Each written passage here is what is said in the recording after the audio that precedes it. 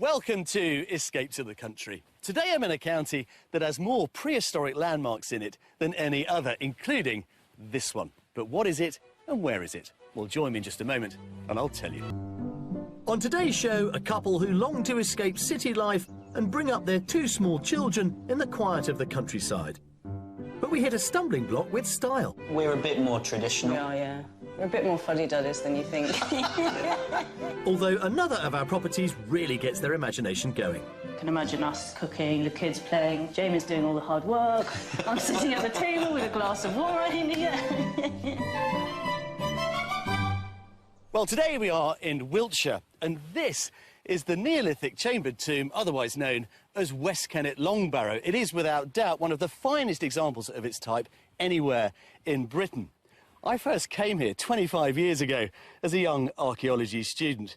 It was a mystery then, and to be honest, it's still a mystery now. But we do believe it was built around about 3650 BC, making it over 5,500 years old, and was in use for probably 1,000 years until, for some unknown reason, the entrance to the tomb itself was blocked up with those huge sarsen boulders. Now, why it fell into disuse is, of course, a mystery, but it is just one of the wonders of this landscape that, for me, make Wiltshire so fascinating. Well, it probably comes as no great surprise to learn that there is a premium for wanting to live in this, let's face it, glorious county. Here, the average price of a detached property is currently £323,000. That's some £41,000 above the national figure, but fear not.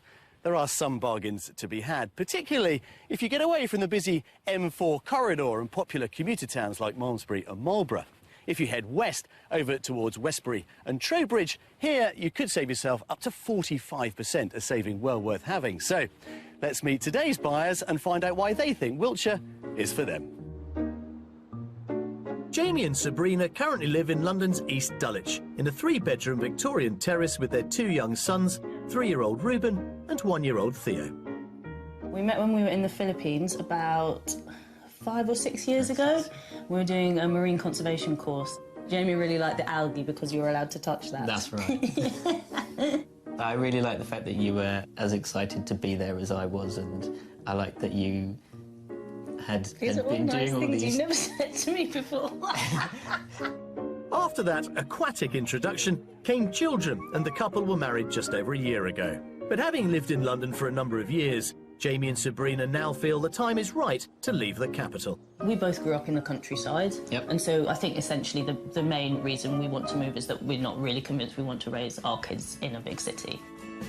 Jamie works long hours as a lawyer in central London, whilst Sabrina has put her writing career on hold to look after the children.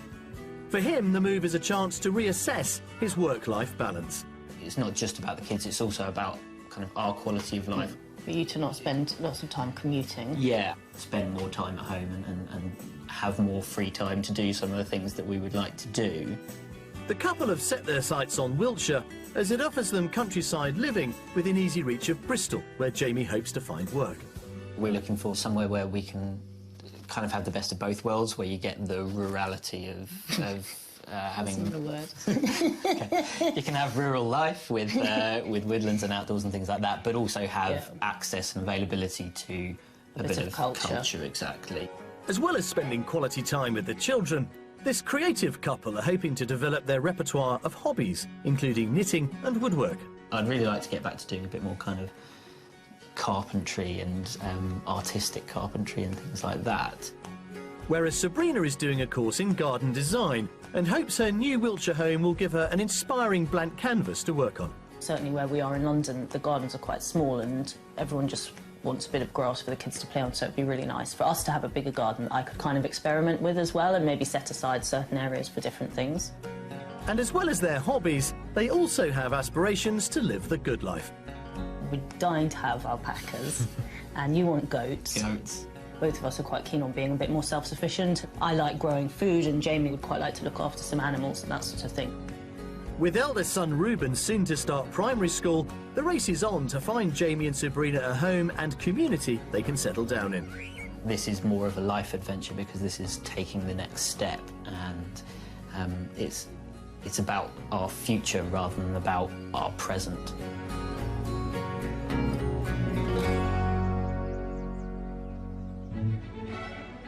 Our buyers would like to be within close proximity to the M4 motorway for easy access into Bristol and London, so we're concentrating our property search in the north of the county. I'm meeting up with them in Wiltshire to go over their wish list. Well, good morning. Hi, Sabrina. Very nice to see you. Hi, Jamie. Hi. Welcome to Wiltshire on a beautiful day. You've certainly brought the weather with you from London. Why here? Well, we're both really fond of the southwest. I was at uni in Bristol for 4 years, and Jamie's got family who live in Somerset. So this is a great location that we know and we're fond of. Now, this move is littered with some really interesting lifestyle ideas and ambitions. Just run through the list, Jamie.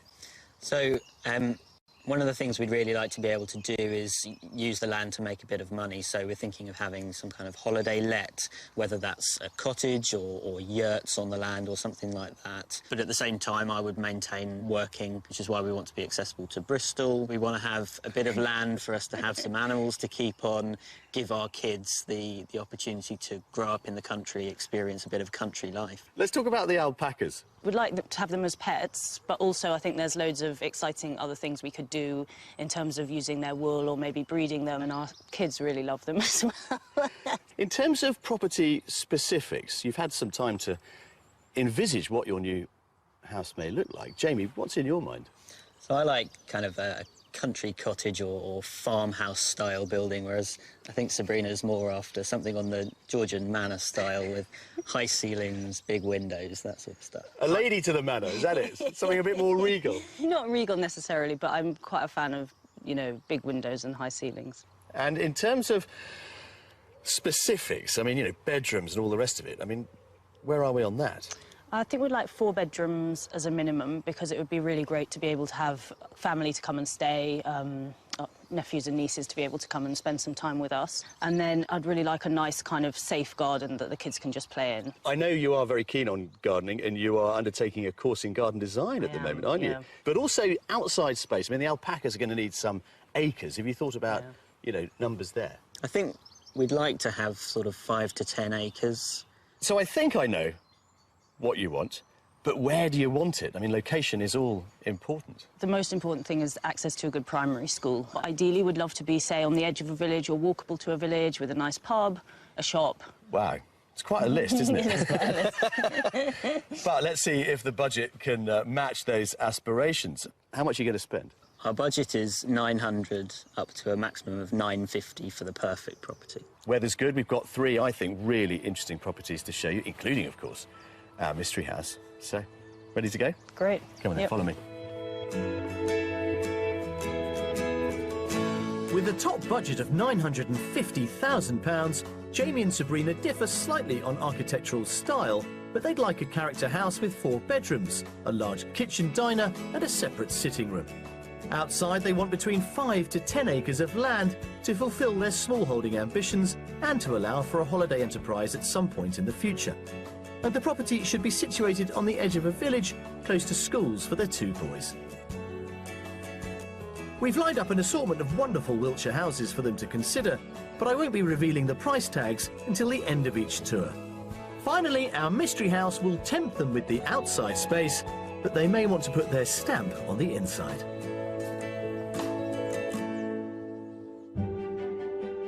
We're kicking off our property search in the village of Little Somerford, around 6 miles from the town of Malmesbury in the north of the county.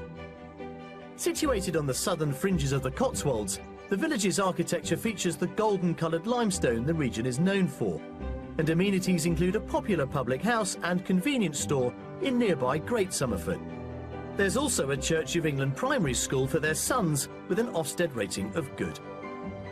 Back in Little Somerford, our first house is located right next door to the 14th century church on the edge of the village.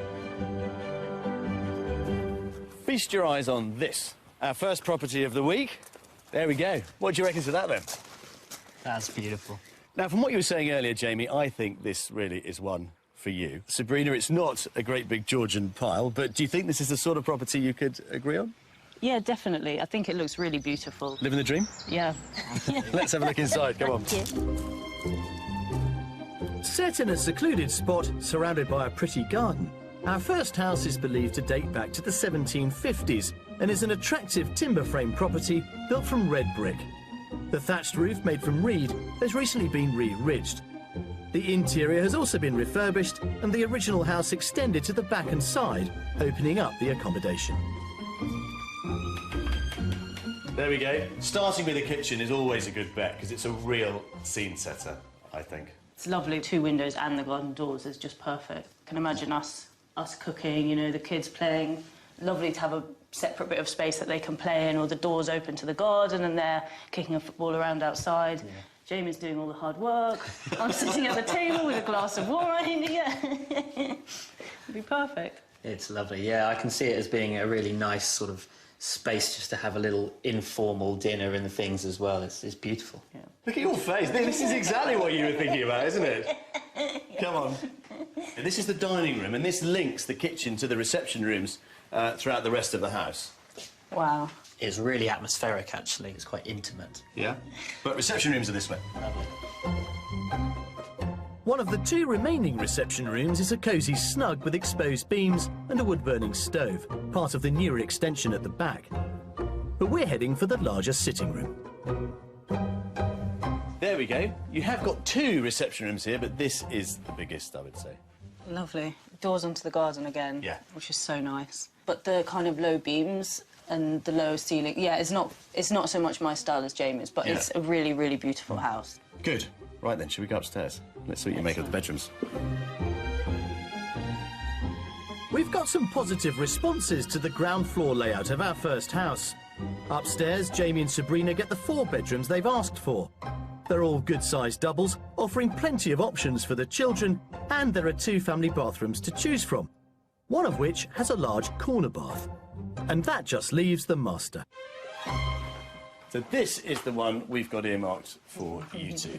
Yeah, that's beautiful. The window. The window, yeah, really lovely. This room in particular is so light. Yeah. It feels very, very welcoming. It feels very restful. In terms of the accommodation up here, what about the boys and guests? You wanted 4 bedrooms, it's got 4. The other room about the same size as this would work for Ruben, or potentially Ruben and Theo together. Yeah. We could have the smaller room, could be just a bit of an upstairs playroom, you know, for them, with some toys in, and then the guest room overlooking that beautiful view out the back would be perfect, wouldn't it? Yeah, absolutely. So the house gets a general thumbs up, even though the cosy character isn't entirely to Sabrina's taste.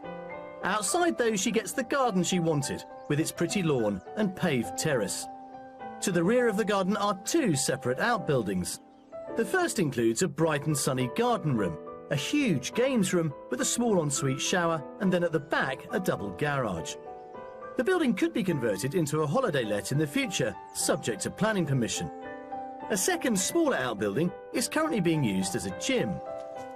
Now, whilst the land, which amounts to 2/3 of an acre, might not be suitable for a small holding, there are other options for keeping animals nearby. So there we go, that's it. That's the package. Our tour is pretty much done. One of the key elements you were looking for was this idea of land and space. We haven't got acres. However, the farmer who owns all the land around here, some 400 acres, is very keen to rent land out at roughly about £100 an acre per year. Yeah. Well, let's get down to the tricky bit, the money. You've got 9 to 950, Sabrina. Where do you think property number 1 comes when set against that? I'd say maybe something like 830,000. 830? I'll give you a clue. That's a very optimistic 830, okay. Jamie. Come on. Maybe we're looking at more like 850. This is on the market for £875,000. Okay. However, I don't think 850 is probably out of range, really. So, happy? Yeah, very happy. We'll give you a little bit more time. Go and explore the house at your leisure, and I will catch up with you a little bit later. Off you go. Thank you.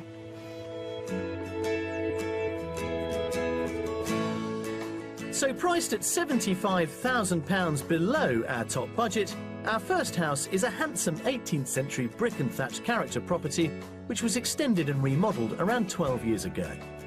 Part of the extension includes an open-plan kitchen, and the 4 bedrooms provide plenty of space for the children. Outside there's an outbuilding which is ripe for development, and in addition to the pretty garden, there are options nearby to rent land for animals.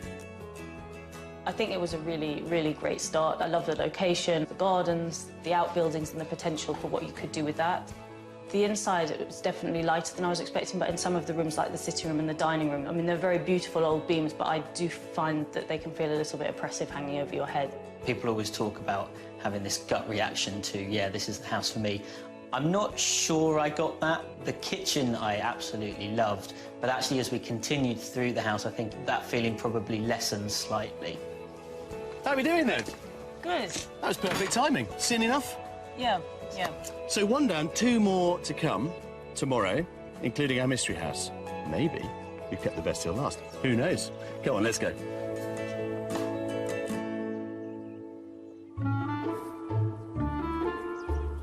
Jamie and Sabrina have expressed an interest in keeping alpacas on their land when they moved to Wiltshire. The woolly creature hails from South America, and they were first brought to the UK in the 19th century as zoo animals. In the last 20 years, their popularity as farm pets has grown, and there are now estimated to be around 35,000 in Britain. We sent our buyers to the pretty village of Wanborough on the edge of the North Wessex Downs.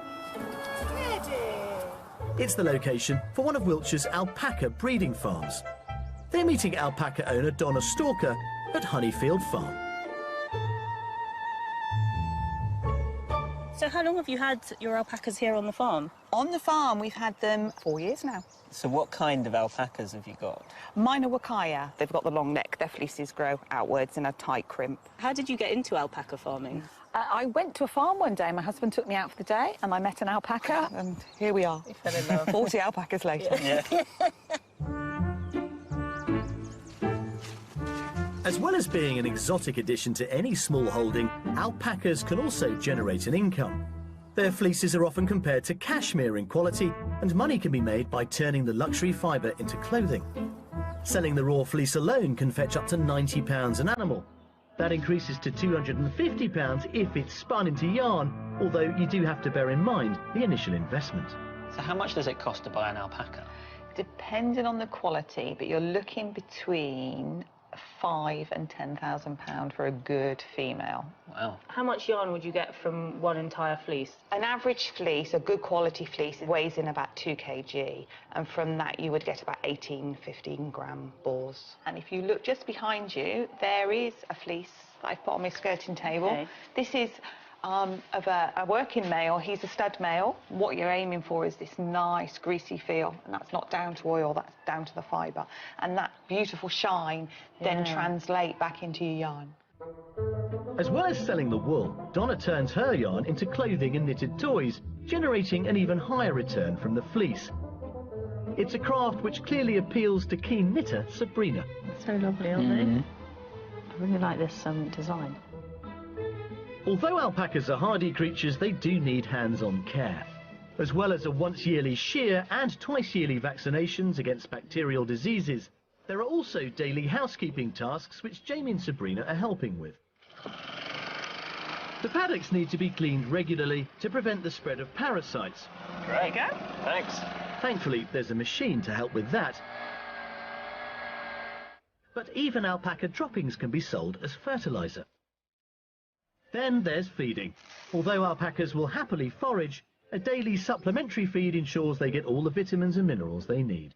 Oh, he wants to say hello to you first. Do you want to put your head down slowly? They're naturally inquisitive animals, but also timid, so you need to be quiet when approaching them. And the common way to greet an alpaca is by sniffing. There's your first alpaca kiss. That's it, she'll sniff and say hello. There you go. Thank you so much for having us here today. It's been amazing. You're really welcome. With handy tips on how to look after alpacas under their belt, let's see if we can find our buyers somewhere to start their own herd. And as the day draws to a close, it's a chance for our buyers to reflect on their property journey so far.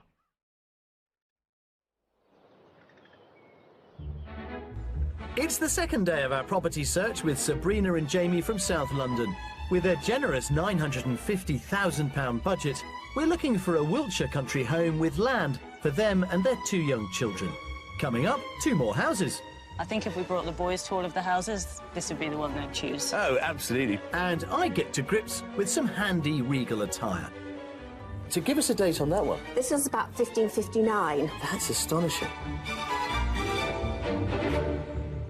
Our first offering this morning, house number 2, I think could really work. And then, of course, we finish up with our mystery house. Now, that will be interesting to see what they make of that one. With a bit of TLC, who knows, it may just give them a little bit too much. But before that, our second offering, and we're heading towards the market town of Malmesbury. This historic hilltop settlement is said to be the oldest continually inhabited town in England, and notable landmarks include Malmesbury Abbey, founded in the 7th century, and the 15th century Market Cross, one of the best preserved in the country. The attractive high street is lined with an array of independent shops, and there are a number of primary schools in the area to choose from. House number 2 is situated just outside the popular town, with views over open countryside towards the Abbey. Well, what about this lot? Wow, the whole thing? The whole thing. Now, you wanted edge of village. Yeah. We've got you edge of Malmesbury. Oh, wow. Wow. Look at that. That's incredible. That is amazing. And then, of course, there's the house itself. Clearly, it had some agricultural origins, but it's been much embellished over the years. The most recent addition is that wing there. This, I think, is more for you, this one. It's really contemporary, very funky inside. Has lots of character, but of a more modern sort. Okay. A different proposition to number 1. Jamie, what do you reckon? I think it's beautiful. I absolutely love it. The kind of the farmhouse style is lovely. Let's see what you think. Come on. The original part of our second house dates to the 19th century and was believed to be a barn. During its conversion 5 years ago, it was made energy efficient with solar panels and renovated with modern living in mind. The focal point of this house is an open-plan kitchen diner, which I'm hoping will be right up Sabrina's street. Now, how funky is this, Sabrina? This is the place to start, I think. Wow. The style's not quite our style. It's a little bit more contemporary. I thought that you'd go for this kind of fresh contemporary look, actually. I think we're a bit more traditional. Yeah, yeah. We're a bit more fuddy-duddies than you think. Fuddy-duddy's okay, that's probably me too. But what I like about it, the way they furnished it, you've got a nice mixture of the really contemporary units and then some nice, you know, characterful pieces of furniture. Absolutely. I think the space would work. Yeah. Would work really well. You know, I could be cooking the boys' lunch, they could be just playing in the same rooms, just exactly what we're looking for, isn't it? Absolutely. I'd never have thought this kitchen would be too modern, but at least they're imagining how family life could play out in this vast living space. Just off the entrance hallway is a spacious utility room and a downstairs washroom, with the sitting room located in a recent extension. Now, this to me is where the whole thing gets a lot cosier. These lovely beams, you know, engineered oak floor.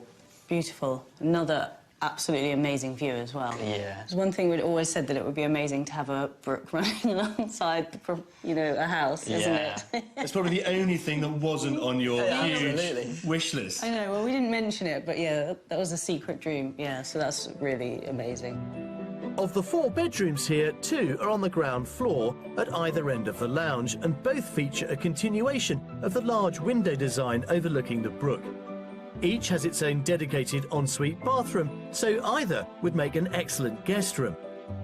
Beyond the kitchen diner is an additional room currently being used as a children's play area. But the remaining 2 bedrooms are upstairs in the original part of the house and include a single bedroom which is served by a stylish family bathroom, as well as the master. Now, this is the oldest part of the building. This would have been the old agricultural bits. You can see these lovely beams coming through, which is rather nice. Beautiful. Bit more sort of history and character here. This is the master. It's not en suite like the others are, but it has this fantastic bathroom next door with a kind of freestanding bath in it, really nice double shower. And at the other end of the corridor, the smallest room, which may be for the children at the moment, so they'd be next to you. Yeah, I mean, I think that would work really well, certainly now while the kids are little. And we could be a bit tucked away up here, closer to them, and then perhaps as they got bigger, we might want to move downstairs, I think. Yeah. So, outside space. Let's see what you think of this. I think Jamie and Sabrina are really warming to our second offering and the options it gives them. Outside at the front of the house, there's a further outbuilding. As well as providing garage space, on the first floor there's an annex which is open plan with a separate kitchen and shower room that could make a potential holiday let. At the rear of the house, the land fans out from a terraced patio area and includes a well-maintained lawn, a vegetable patch with raised beds, a greenhouse and an area of garden for the children. Beyond the fence bordering the lawn is a decent paddock for alpacas. All in all, there's 1 3/4 acres of land with this place.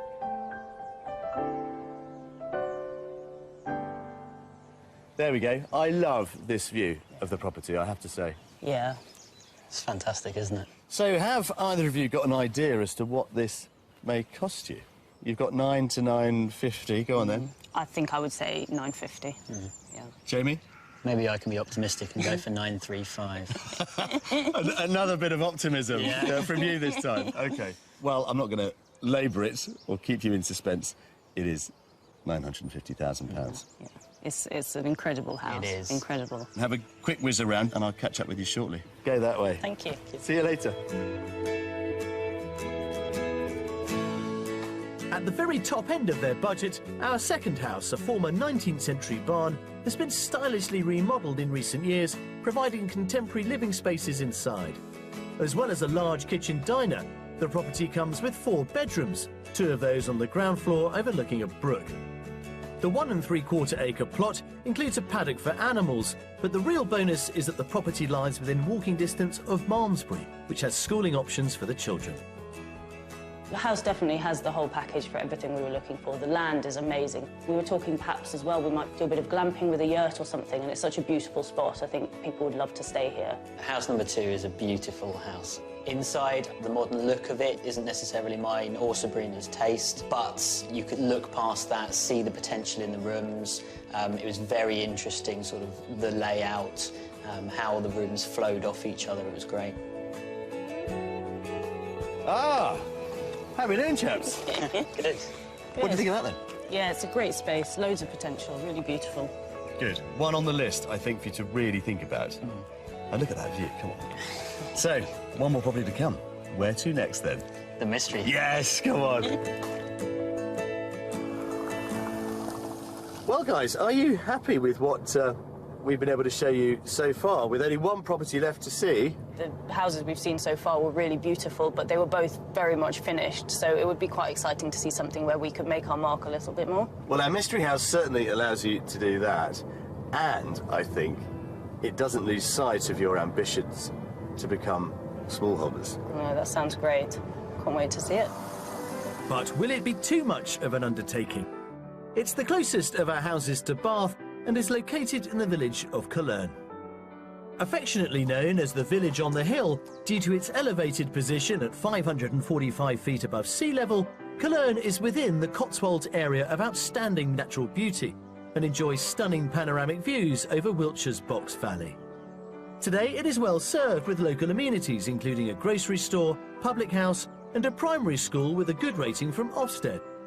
Our mystery house is located on the fringes of the village at the end of a long driveway and offers our couple the land they wanted and the chance to put their personal stamp on their new home. So at last, we can reveal the mystery house. There you go. What do you think of that, then? Wow, it's huge.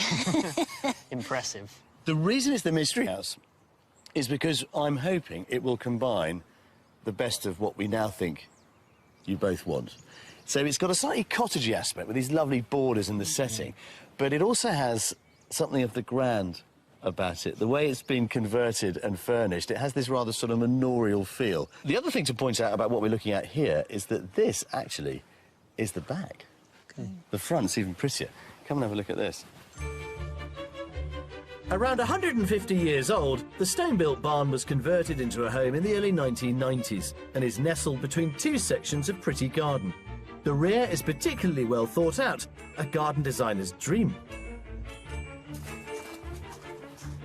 There we are. Come over here.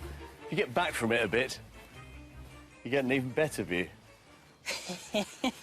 It's still those big proportions. It's great, isn't it? Yeah. Amazing. Yeah. I love the fact that it's kind of nestled down in this valley. It feels very sheltered and secluded. Absolutely. Yeah. I can't wait to see the inside. Absolutely. Come on then. Whilst the Mystery House certainly delivers on land, Jamie and Sabrina may have to think laterally about its internal arrangements. So through the hallway into here. I thought we'd start with the kind of manorial living room with this slightly sort of Georgian twist, perhaps. Yeah. With those very imposing beams, but still it's got the really high ceilings. I do love a bit of ceiling height. Yeah, you do. Yeah, I do. You just get such a feeling of space. And I think for us, would literally just be a question of redecorating, which would be quite an easy job, really. And the whole thing flows. You've got the hallway there, front door, obviously. You come through those double doors into the living room, and then through here, you've got the dining room, there. Again, with lovely doors out to the garden where we started. Yeah, it's lovely. All that light coming in through those doors is fantastic. But this is handy because it leads right onto the kitchen. Now, the kitchen itself is curious because you sort of step up into it. It's a great space. Yeah, it's nice. I can kind of see, maybe with a bit of modernisation, maybe a little bit of reconfiguration, I think this could actually be a really nice kitchen. You're not convinced?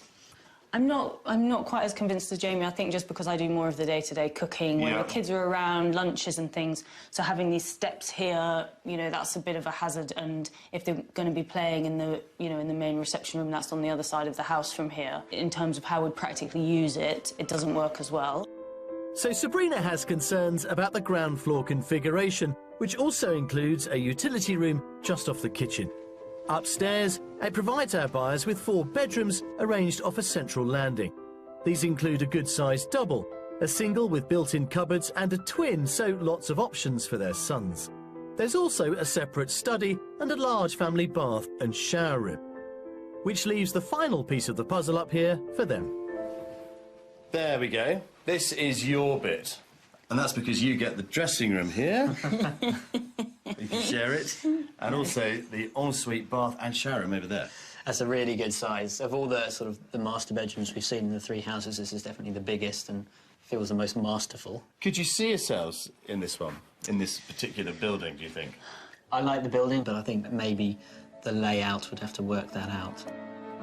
So better reactions to the upstairs, and while Jamie and Sabrina may have to work out the ground floor layout, I think the land here may sugar the pill, as outside there are 7 acres to play with. In addition to the 2 sections of garden we've already seen, there's a large gravel driveway and a separate garage block. And just uphill from that is a huge sloping paddock making up most of the land, providing shelter and space for possible alpacas. Now, believe me, it's worth the climb. Because the view of the house and your land is just wonderful. The house itself is set down a bit, but there's a real feeling of open space here, I think. Yeah, absolutely. This is kind of the best view of the house. You can really see what it's about when you get up here. I think if we brought the boys to all of the houses, this would be the one they'd choose. Oh, absolutely. Yeah. Building dens in the wood and everything. Be great. So, for the final time of asking this week, you've got £900,000 to £950,000. What do you think our mystery house is on the market for, Jamie? I'm going to go with 895. 895, yeah. Sabrina? I was thinking maybe something like 900 as well. £900,000. You both, I'm afraid, being a little bit too optimistic. Once again, this is on the market for £950,000. OK. But having spoken to the agent, I think, you know, they're not going to give it away, but there is a conversation to be had. I think provided it starts with a 9, you might be in with a fighting chance. OK. Yeah, interesting. Well, look, take some time. Go and have another look at the property, and I will come and catch up with you a little bit later. Brilliant. Off you go. Thanks very much.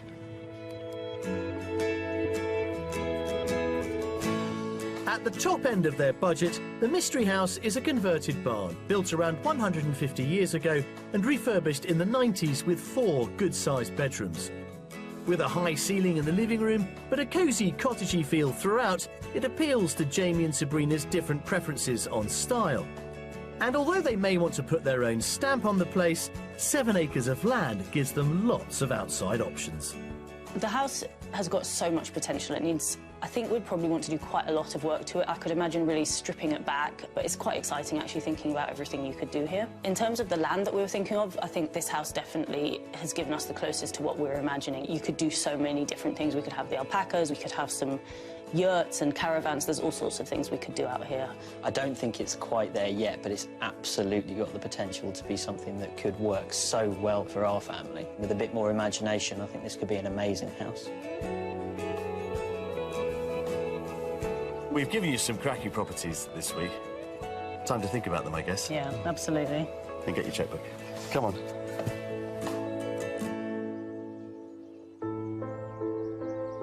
In the Wiltshire town of Warminster is the headquarters of one of the UK's leading glove manufacturers. Established in the late 18th century, Dents have been making gloves for the rich, the famous and royalty for over 230 years. It's just one of a handful of companies still manufacturing leather gloves using time-honoured techniques. I've come to the firm's museum to find out more about the county's rich history of glove making. I'm meeting CEO Deborah Moore. You've been making gloves for a very long time, haven't you? 1777. The company started in Worcester. John Dent, who eventually brought his sons, William and John, into the business. And why did the factory move from Worcestershire to Wiltshire in the West Country? I think we followed the tanneries. The tanneries came down to Yeovil, and many of the glove companies actually followed. Now, you've got your own museum here, which contains many items, many gloves. My eye has been caught by the gold that is glittering off the table next to us here. What have you got out for us today? We've got two gloves here. First of all, we've got Queen Elizabeth I glove. That's astonishing. So give us a date on that one. This was about 1559. 1559? This is her coronation glove. Look how slender the fingers are. And you would see very long fingers, but they would have stuffed the ends of the fingers here. So her fingers would not actually have been that shape? No, they wouldn't. These gloves were, of course, acquired for the museum's collection. But in 1953, the company was asked to produce a similar set of gloves for the coronation of our present Queen. Part of the coronation ceremony is that the monarch is given a glove, and it's a right-handed glove in this case, and she touches it. Can I pick it up? You can, yes, obviously with gloves. Yeah, obviously with other gloves on, I suppose. Never really worn. No, they haven't been. But these look like they have been through the wars, as it were. Two left-handed gloves. These were Lord Nelson's gloves. No. He famously lost his right arm, didn't he? So two left-hand gloves. Today, gloves here are still made just as they were over 100 years ago. Each pair in their heritage collection is handmade from leather, and there are around 70 people working to produce 50,000 pairs each year. Every glove is bench cut. Martin Clayton is going to show me how it's done. You're in charge of producing numerous shapes that go into a pair of gloves. How many different components are there? Up to 24. Do you want a demonstration? Yeah, show us how it works. I'm fascinated. I would take the leather trank. These are called tranks. There's a pair, Yep, a left and a right, yep, and then put a nylon block which goes over the top, yep. and then it's pressed out like that. That makes it look very easy. What's the pressure of that? It's 18 tons. 18 tons? Yeah. In a flash? That's right. The cutout then needs to be finely stitched together, and that's a job for seamstress Sally Norris, who's worked at the company for 46 years. Now, you're busy stitching together these 24 components I here. am, yeah. I've already put the thumb in, and now I'm just measuring up the forgets. The forgets are the bits that go in between the finger that actually make it fit your finger. And if you look at the top, where we bend it back, you get a very small little V. And if you don't get the V, then you haven't done it right. It requires years of practice, but Sally is very kindly allowing me to have a go on the 80-year-old sewing machine. Put your fingers there and then just hold there. Hold that straight. You can see where the needle's going to go. Go up on the edge and you'll be fine. Now, Sally can put it all together in half an hour, but me, I'm taking a little longer. We'll have to have you here to do a few. Somehow I think it would take me a little bit longer than half an hour. Having been given an inside look into the production process, it's been interesting to see how these historic gloves are still being made in such a time-honoured way, keeping those handcrafted skills alive. Well, this week we have shown Jamie and Sabrina 3 fabulous properties with a combined asking price of £2,750,000. £175,000. And despite their fabulous budget, they can, of course, afford to buy only one of them. But which one? Well, let's go and ask them. And have some tea and scones while we're about it. Well, look at you in this lovely, rather regal setting. It's the moment we've all been waiting for. It's decision time. Have you had a chance to think about it all? Yeah, we have. Had a bit of a chat, bit of a mull. A bit of a mull. We did give you three, I think, really interesting options. So which one, if any of them, have you alighted upon? I think we'd probably like to have another look at two of them. Firstly, house number 2, that setting with that walk over the fields into Malmesbury was just spectacular, and the beautiful land behind, so we'd definitely like to go back and take a second look there. But you also like property number 3, our mystery house, of course. We did. I think we'd like to come back and have a think about that with costings and how that would work financially. Looking at particularly the mystery house and seeing what that offers in terms of scale of land, that really has confirmed to me that having a bit more land is an exciting prospect. So, potentially, 2 more revisits, as it were. When's it going to happen? Well, I think we'll probably try and come back in the next weekend or so, maybe stay in Malmesbury, have a chance to properly look around there and get to know that area. Best of luck. Let us know how you get on. Oh, thank you very much, and thank you so much for showing us, you know, 3 such unique properties. It's given us a lot to think about as well. Well, it's been a week of wonderful properties, high numbers, and even loftier ambitions. And now, with any luck, Jamie and Sabrina are that little bit closer to realising some, if not all, of theirs. I'll see you next time. Jamie and Sabrina revisited our second house and are still considering their options. If you'd like to escape to the country in either England, Wales, Northern Ireland or Scotland and would like our help, then please apply online at bbc.co.uk/be on a show. Welcome to Escape to the Country. Today I'm in a county that has more prehistoric landmarks in it than any other, including this one. But what is it and where is it? Well, join me in just a moment and I'll tell you. On today's show, a couple who long to escape city life and bring up their 2 small children in the quiet of the countryside. But we hit a stumbling block with style. We're a bit more traditional. We are, yeah. We're a bit more fuddy-duddies than you think. Although another of our properties really gets their imagination going. I can imagine us cooking, the kids playing, Jamie's doing all the hard work, I'm sitting at the table with a glass of wine. Well, today we are in Wiltshire, and this is the Neolithic chambered tomb, otherwise known as West Kennet Long Barrow. It is, without doubt, one of the finest examples of its type anywhere in Britain. I first came here 25 years ago as a young archaeology student.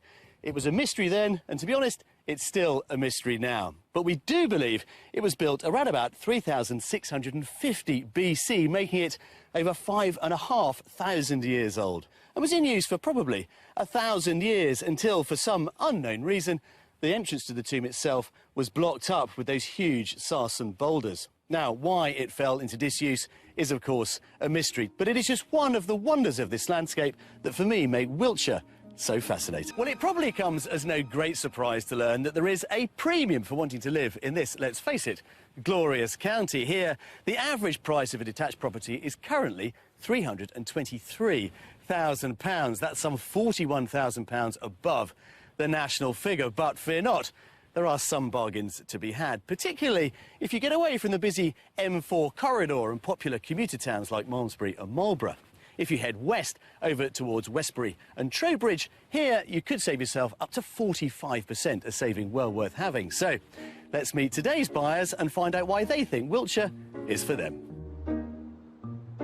Jamie and Sabrina currently live in London's East Dulwich, in a 3-bedroom Victorian terrace with their 2 young sons, 3-year-old Reuben and 1-year-old Theo. We met when we were in the Philippines about 5 or 6 years ago. We were doing a marine conservation course. Jamie really liked the algae because you were allowed to touch that. That's right. I really like the fact that you were as excited to be there as I was, and I like that you had been doing all these. You've never said to me before. After that aquatic introduction came children, and the couple were married just over a year ago. But having lived in London for a number of years, Jamie and Sabrina now feel the time is right to leave the capital. We both grew up in the countryside, Yep. and so I think essentially the main reason we want to move is that we're not really convinced we want to raise our kids in a big city. Jamie works long hours as a lawyer in central London, whilst Sabrina has put her writing career on hold to look after the children. For him, the move is a chance to reassess his work-life balance. It's not just about the kids, it's also about kind of our quality of life. For you to not spend lots of time commuting. Yeah, spend more time at home and have more free time to do some of the things that we would like to do. The couple have set their sights on Wiltshire as it offers them countryside living within easy reach of Bristol, where Jamie hopes to find work. We're looking for somewhere where we can kind of have the best of both worlds, where you get the rurality of having... That's not a word. Okay. You can have rural life with woodlands and outdoors and things like that, but also have access and availability to a bit of culture. Exactly. As well as spending quality time with the children, this creative couple are hoping to develop their repertoire of hobbies, including knitting and woodwork. I'd really like to get back to doing a bit more kind of carpentry and artistic carpentry and things like that. Whereas Sabrina is doing a course in garden design and hopes her new Wiltshire